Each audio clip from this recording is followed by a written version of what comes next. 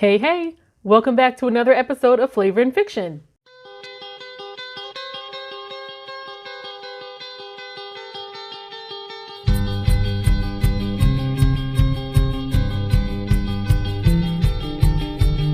If you have never seen this segment before, Flavor and Fiction is where I read a book from my 2022 reading challenge, and then I give you a review, and I make a recipe using an ingredient mentioned in the book. So you get your flavor and your fiction. So today's category was a book that begins with the first letter of your name. And I chose Rabbit Cake by Annie Hartnett. And I know you're thinking that I probably decided to make cakes since it's in the title. But no, there was like a million things mentioned in this book. And I chose the one that I was craving the most. And I decided to make chocolate chip cookies. And I had a little helper. My 4-year-old niece helped me. So you may see her little hands in the video later. But before we get to the flavor, we got to get to the fiction. The protagonist is a 10-year-old girl named Elvis. I know. And she has an older sister who's, I think, maybe 16, somewhere in there, and her mother and father and her dog. And her mom makes these rabbit cakes. Like, she has a rabbit mold that she makes cakes, and it's for like little occasions. So not exactly birthdays, but just small accomplishments that she still thinks should be celebrated. She bakes a rabbit cake for anyone in the family. And so the mother is a sleepwalker. And normally the father, if she gets up and tries to leave the house while she's asleep, he'll follow her. And she always goes down to the lake. So the father, both the father and the mother have started to sleep in their swimwear, because they know that they're going to end up going in the lake. So she's going to be sleepwalking or sleep swimming, and he's going to be in there making sure she's okay. And then there's one fateful night where she is not okay, where she unfortunately goes down to the lake. The father doesn't wake up. The dog doesn't follow her. Nothing happens like it normally does. And she drowns. And they don't find her body until 2 months later. And all this happens in the very beginning. It's not like a spoiler. It happens in the very beginning. So Elvis is not, I mean, she's 10. She's not really able to take this all in. She's trying to find reasons for why this happened. She's trying to investigate. She's talking to a counselor at school because she wants to know the formula for getting over grief.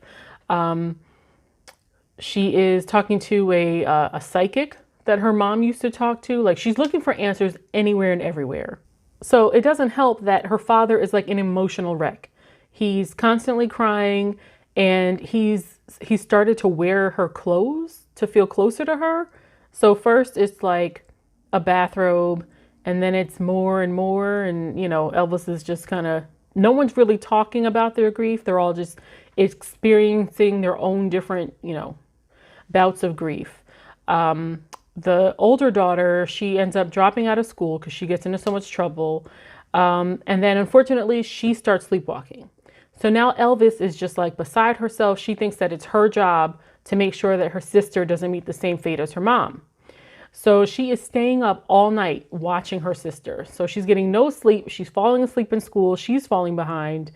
And thankfully, like, there's a caring teacher, and the counselor tries, although the counselor kind of has her own issues going on.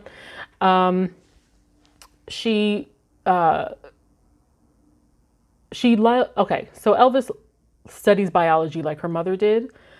She's an extremely smart little girl, and she wants to study it even more now that her mom is gone, just to feel closer to her. So she ends up getting a volunteer position at a zoo. And that seems to kind of stabilize her life for a while, and then things explode. So her sister's sleepwalking is a little different. She sleep eats. She goes to the kitchen. She tries to eat everything she can get her hands on, even if it's not food. Like, Elvis is afraid that her sister is going to drink like cleaning products or accidentally kill herself. So she's like dumping all this stuff out, trying to get it out the house. She's not really sharing with her dad all of the concerns, because they ended up sending the daughter to, I guess, kind of like a psych ward to be like studied, because they couldn't control her. She's just a danger to herself. So when she comes home, Elvis, you know, they want her to be okay. Elvis doesn't want her to be sent away again. So she's trying to cover for her sister as much as possible, but that's not really helping. Elvis does not really have room for her own grief. She hasn't even cried for several months after her mother died. She's just on this mission, and like her father and her sister are sucking up all the grief in the room. Like there's no room for her to express her own grief. And so as she's on this journey to like find answers about her mom, she finds some answers, maybe not exactly what she was looking for, but she finds out answers about her mother, her father, and her sister. And in the end, they do come together as a family. Even it's weird because they're all very quirky. They all have their own ways of dealing with things. And what I like about this book is that it's not summed up in a neat and tidy bow. It's not like, and then they were all better and happily ever after. You know, they're still grieving. There still may be some things unanswered, but they've all taken a step forward in their futures, and they can all breathe a little bit easier now. So I liked it. I mean, the book really delves into mental health and grief and how to survive something like that as a family, like how to survive a tragedy. So it had moments of being really lighthearted. Some of it, you know, the topics are kind of heavy, but it was a quick read. The book was not that long. I don't know how many pages, but it goes fast. And it's from Elvis's perspective. So it's unique to read that from like a 10-year-old perspective. So for me, 2 thumbs up. Okay, so now you've had your fiction, it's time for the flavor. And this recipe is for the softest chocolate chip cookies ever made. I think that's what it's called. Here's a picture. Now, I myself prefer soft cookies. My dad only likes crunchy cookies. He thinks all cookies are supposed to be crunchy, but I protest. And so we're making the world's softest chocolate chip cookies. And I also have some walnuts that I'm going to put in half of them. I know my niece wouldn't want them, but I do. I like walnuts or pecans in a chocolate chip cookie. So I'm going to show you the video footage from the night that we made the cookies. And believe me, they came out great. So first we're going to mix some melted butter with our sugars. We got some white sugar. We got some brown sugar. And then we're just going to mix that up a little bit. And then we're going to add in 1 egg and some vanilla extract. And then we're going to mix that up for just a couple of seconds. We don't want to beat that egg too much. Then you throw in your flour and your baking soda and just a little bit of salt. And then you let your niece do the fun part. Put in the chocolate chips, and then you let her struggle trying to mix it for a little bit before you take over. Then you make little balls. You're going to have 12 of them. And I added the walnuts to half and just about 10 to 12 minutes in the oven. And they are perfect and delicious. Just take a little tiny bite because it might be hot. A little tiny bite. What do you think?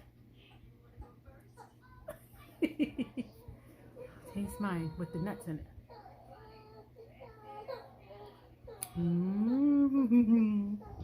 They're soft and delicious. Thumbs up. So as you can see, I love the cookies. My niece loved the cookies. Everyone loved the cookies. And they came out, they were really soft. They looked almost like undone, but trust me, they were cooked through. I left them in for even like 2 minutes longer than the recipe called for, just to make sure. I think it's because I used light brown sugar. They look so pale. But either way, they taste great. So if you want to try the recipe, or if you want to look for this book, I'll put a link to both in the description below. And thank you for joining me for another episode of Flavor and Fiction. Happy reading and happy eating.